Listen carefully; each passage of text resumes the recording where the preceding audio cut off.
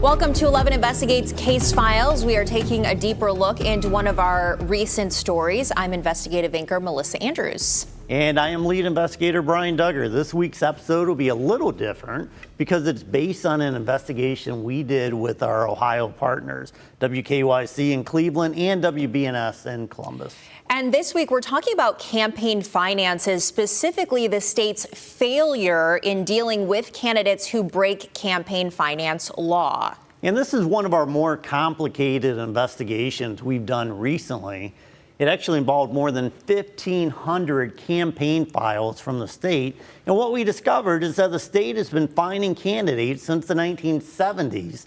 And there's nearly $96 million in fines owed by candidates.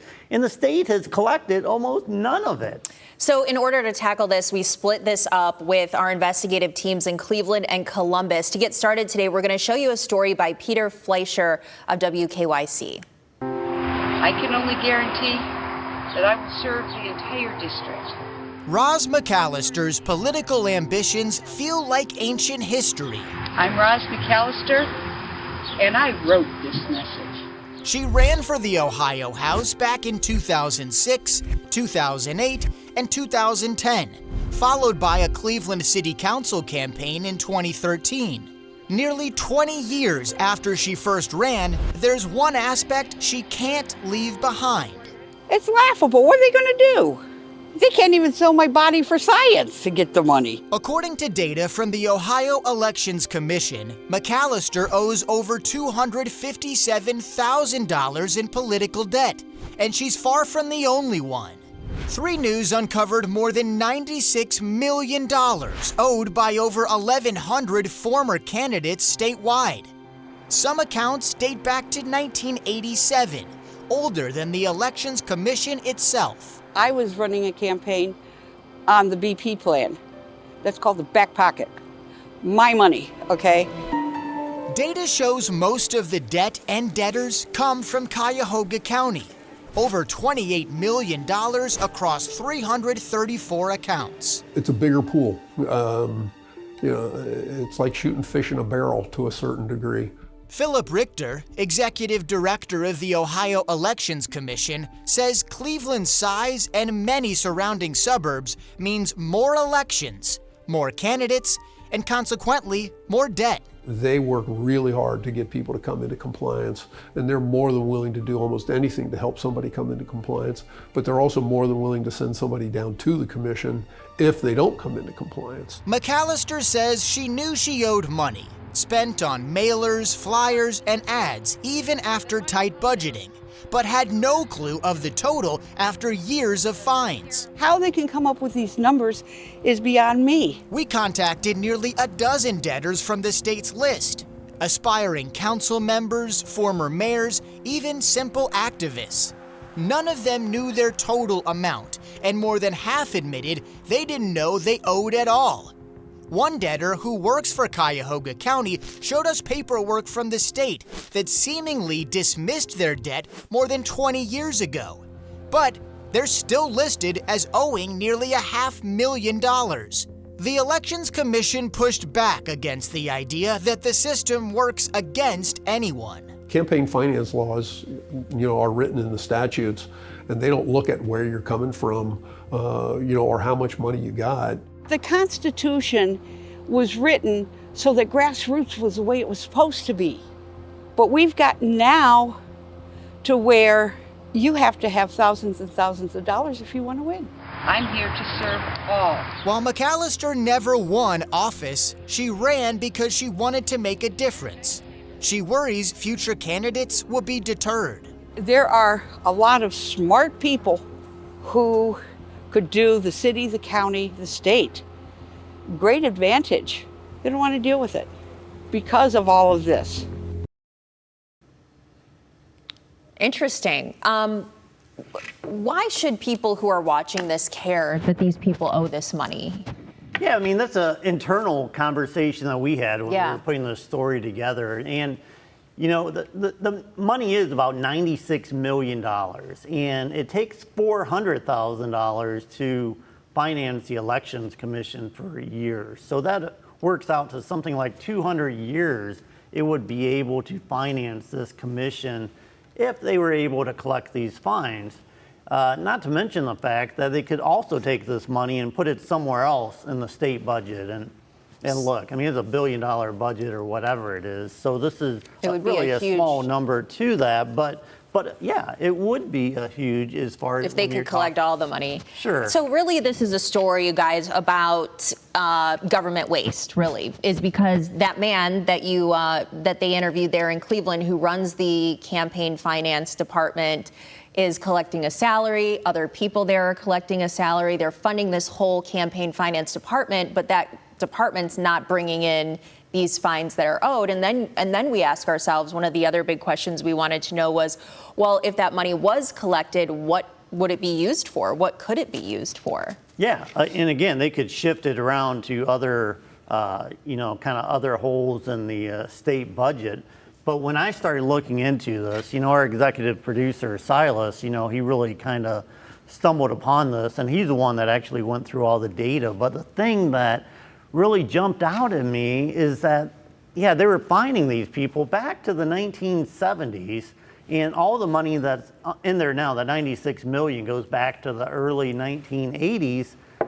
They aren't collecting it. Yeah, Frank LaRose called this a toothless organization, and he said that these campaign finance laws need to be followed. Elections have consequences. People deserve to know their elections are fair. So when we're talking about these violations, what kind of violations? What are people not doing that they're supposed to be doing when they're running for office? Yeah, I mean, the Secretary of State puts out a little handbook. If you're running for office, you need to file this, you need to file this. I mean, if you have a chicken fundraiser and only one person shows up and they give you $10, well, you need to file it. Mm-hmm. And, some of these candidates, they run for office and then they forget about it. They don't close out their account. And as long as your account is still open, your campaign account. Meaning, like, if you drop out of a race or something, you have to close out everything and say, I'm done collecting money? Yeah, I mean, so if you run for a race, everything that you collect, whether it's for that chicken dinner, whether, I give you $10, whatever, this all needs to be filed in this campaign file. And once you're done, you're like, I'm not running anymore. You have to close out that account. And if you don't, you're then required to file every single filing period. Mm-hmm. And, which is ridiculous. So when we were looking at this, Cleveland by far has the most people affected by this, like by far. And then it's Columbus, and then it is actually Lucas County. And we had two, so Roberto Torres, who's running against Wade Kapsakavich, he had been on the Toledo Board of Elections, or a school board, school board, I think, and then he left and he became economic developer in Canton. And after he left, apparently something wasn't done exactly right. His treasurer, which is where all the notifications go, they send it to your treasurer, hey, you need to do this, and the treasurer had moved away, so then he moves to Canton and kind of forgot about this. Mm-hmm. And, he had $91,000 like listed on the state that he still owed. And Alfonso Narvaez, who ran for Toledo City Council multiple times, many years ago, he hasn't run in several years, but many years ago he ran, never raised more than $500. I mean, he said he just didn't like to raise money, but he would use kind of money out of his own pocket to like get a sign or a flyer or something like that. Never raised more than $500, and he owes $110,000. I mean, can you imagine? I can't. And so it's interesting too that, and I don't know what the laws are regarding, I don't even know, can we prevent people from running for office? Because the first thing that comes to my mind when we talk about this is, if these people owe hundreds of thousands, $110,000, can't the commission say, hey, well, you can't run for any office here in the state of Ohio until you get that paid? Yeah, I mean, that actually makes sense. But when we were looking at this data, there's about 43, I think we found repeat offenders. This means Yes, people 243. that were accumulating fines and they just kept running for office and they weren't, doing things by the book. So of course, this raises the question, if I'm candidate A and I'm doing everything by the book, I'm meeting the filing deadlines, I owe no money, I'm doing it properly, and then I'm running against somebody that could be hiding something. Yeah, for and what's all the we incentive know. for people to do it right when there's no consequence for people who are doing it wrong? But these guys are arguing that Democrats and Republicans, because they are the two major political parties, well-funded, well-organized, that they have an advantage in dealing with these types of issues. Yeah, I mean, that's the argument. When you got the party, in Lucas County, Democratic Party's the major party, though Republicans and Democrats both hold office in Lucas County, but you're going to have this big party structure that's going to be able to say, hey, Mel, don't forget, you've got to you got to meet this filing deadline. Hey, send over the paperwork and we'll review it for you to make sure everything's in tip-top shape. But some of these people that are running just kind of as independent, libertarians, I mean, there's not that big party structure in town. And so that was some of the question we tried to explore when we were putting this series together. Is it fair for these, other parties that just aren't well supported within the county? Yeah, and for your story that you contributed, you talked to Lavera Scott, who's the Lucas County Board of Elections director. Did she feel that all of these mandates were communicated to candidates properly here in the state, that they do have all the information that they need in order to adhere to these rules? Yeah, she was very adamant that, look, we're here. You can call me up. You can call up our office at any time, and we'll walk you through what you need to do. She said we do it all the time. We will walk someone through because it can be complicated. I mean, she came up with hey, if I had a chicken fundraiser and only one person, do I need to put that on there? She's like, yes, you do, but we'll walk you through it. The Secretary of State has a handbook, so that's really no excuse. So again, what happens a lot of times, so they send out all their communications to the treasurer of that campaign. So she said, look, if your treasurer doesn't have the right address, they move, you have a different treasurer, that's going to create problems. So you need to give us proper information. And advice that she actually had for candidates is look, if you want to make sure you're in the loop, make yourself the deputy treasurer. Put your email down, your phone number, and you will get every communication from us. And we won't be hearing these excuses, hey, you never tried to contact. One of the things that these candidates, the ones that you spoke to, pointed out as well in the story that you have that's going to be running is that, this could deter people from taking on that responsibility. That's interesting because if you're going to run for a seat, theoretically you should be able to handle these little campaign, household items if you're going to, run a whole city or be on council. So I don't know how I feel about that. But do you think that once this story gets out throughout the whole state of Ohio between Toledo, Columbus, and Cleveland, that it could deter small candidates from taking on something like this? I think some of these smaller candidates, they get into an election and they don't realize all that's going into it. Maybe Steve down the street's like, I can do a better job than the mayor and these council people. I've got good ideas, but it's not as simple as having good ideas. You need to be able to do things by the book so you can be held accountable if you're breaking these campaign finance laws, because the state has campaign finance laws. What kind of laws are they looking to find that are broken? If they're funding this whole commission at $400,000 a year, they must believe that there's laws out there that are ripe to be broken. So what are they really looking for? All these people seem to be getting caught up in the minutia and the web of little things, filing deadlines. but there's probably some legitimate laws and rules that they're looking for. Yeah, and they catch through this commission. Yeah, I mean, there are limits to campaign donations to some extent. Limits of whether somebody gives you cash, whether they give you a check, whether they're giving it. There's all kinds of different things. And what we're trying to do is having people not abuse the system. You don't want somebody kind of slipping, exactly, pay to play, slipping you money underneath the table. We want to know where that money is. We want to know it as a journalist. You know, if Melissa is running for mayor and she's got 10,000 donations from the chemical plant in town and none of it's documented, I mean, that's a problem. I mean, we want to know who's supporting you, where the money's coming from. So it's kind of the bedrock as far as like accountability. Let's get back to the enforcement power here of this organization, because we do believe that it's wasteful. Again, $400,000 a year, so we're paying salaries and who knows what else we're spending with this $400,000.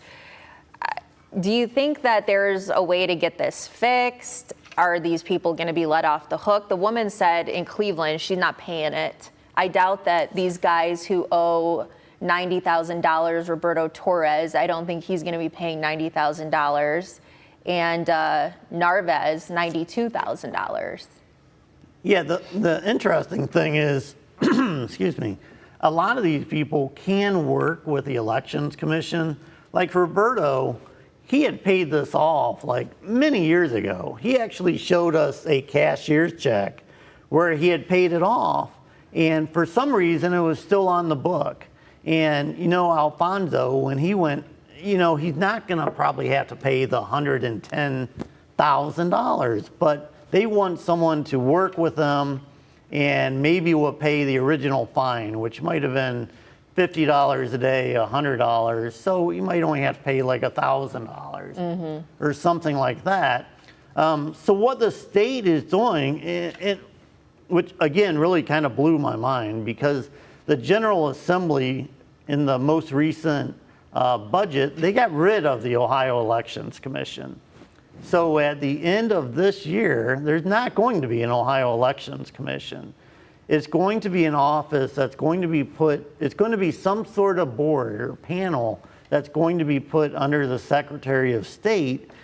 And right now, we don't really know what that's going to look like. So this really is kind of a anxious period for like all these. The state legislature has acknowledged what's happening right now is just not working. Yeah, it's clearly not working, because right now, you know, the Elections Commission, if you don't pay the fine, they send the fine over to the Attorney General's Collections Department. And for whatever reason, which I'm still not clear on after working on this story for about 6 months, for whatever reason, the Attorney General's office really hasn't made much of an effort to collect this money. So with this new board, this new agency... That tells me there must be some sort of legal loophole or something that they're aware of. Yeah, I mean, we don't know. And so with this new agency, they're still going to probably have to rely on the Attorney General's office. Now, Frank LaRose... For some sort of enforcement. Yeah, and Frank LaRose said, look, this is going to end. It ends today. We're going to take care of this problem.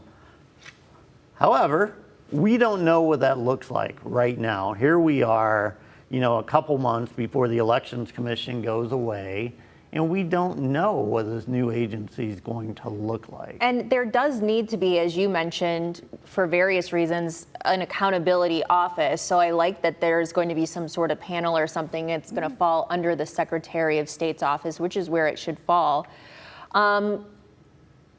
We've got a lot of things that need funding here in the state.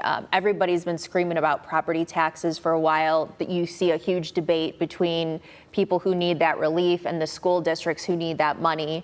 There's so many places, infrastructure, that we need to fund. And so it's quite a shame that since 1970, I think you said, around about there, that this money has been threatened but not collected, because boy, we could have used that money to fund any number of things. Yeah, and this is just something, again, that Silas had stumbled upon, and This he is heard our about it. investigative producer, Silas. Yeah, and he spent a lot of time putting this all together, but he just stumbled upon $96 million that we found that's just kind of sitting there.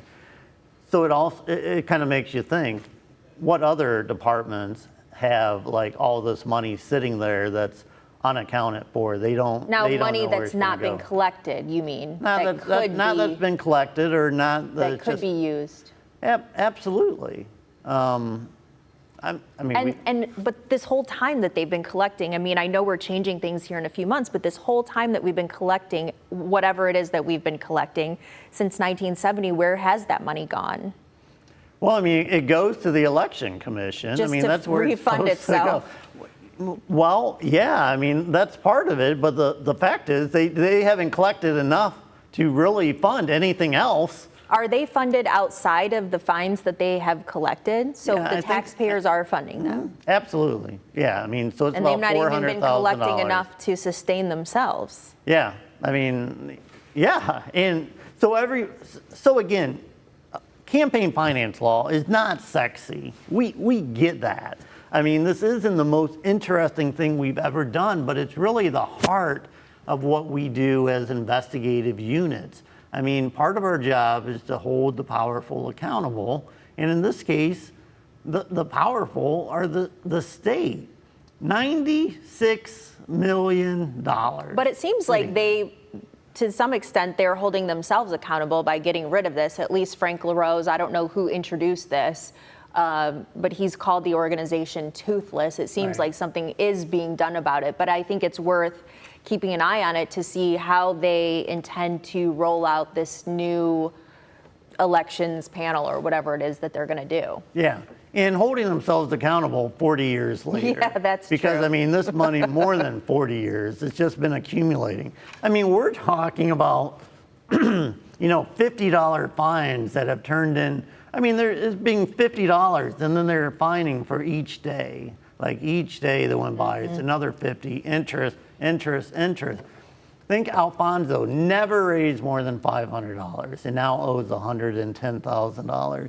The woman in Cleveland that we just heard, I mean, $250,000. To your knowledge, is this something that other candidates who are in these battles for seats, who don't have these violations, are they using that against their opponents who do have these violations? I think it's going to be interesting because I think a lot of people, look, I mean, I had never heard of this, and I don't think too many other people had heard about this issue, people not paying fines. So I'm guessing a lot of people that are running for office probably don't even know that this is an issue, but I would not be surprised if they're suddenly looking into their opponent a little bit more and saying, hey, let me get his record, see if he's paying everything off. I would not be surprised after this airs if people do try to hold it against their opponent. And it would be an interesting headline to say, oh, so-and-so owes $250,000, but then when you look deeper into it, it's something very minor in some cases that has just snowballed over all these years. Yeah. So again, to kind of wrap this up, I mean, and I know this is a little shorter than most of our weeks, but we're going to have a lot coming out on this. Yeah. Like what are you guys doing? Yeah. So I've got my own story, which will be airing soon. There will be a web story or a digital story for it. And like I said, we also worked with KYC. You saw their story. Rochelle Aline down at WBNS, another great investigator. She's got a great interview with Frank LaRose. She's got a story, and we're going to piece all of this together. So you're going to have about a 25-minute story that you're going to be able to get on WTUL 11 plus. So you guys are all combining it. Everybody can see, not just what's happening in Toledo, but the Cleveland story, and then we'll all want to know what Frank LaRose has to say about it. Absolutely, and this is something we're going to try to do going forward. We call it Ohio Investigates. It's like, look, we've got 3 really good investigative teams in Ohio that are part of our parent company, Tegna, And why not pool our resources every once in a while? We can reach Toledo, Cleveland, Columbus, and hopefully have a big impact on stories like this. Yeah, a lot of situations that are happening in Cleveland are happening in Columbus and Toledo and vice versa. Yeah, absolutely. All right, so watch for that special coming out. It's an Ohio Investigates. I'm sure it's going to be called, and you can see all 3 pieces. As Brian said, there will also be a nice big digital article explaining more of this in depth. It's kind of a complicated topic, I think, and like you said, maybe not as interesting as a cold case, but it certainly is your money, your taxpayer money, and we always want to make sure that we're letting you know when we find waste so that you know what's going on. Thanks so much for joining us for this week's episode of 11 Investigates Case Files. We'll see you next time.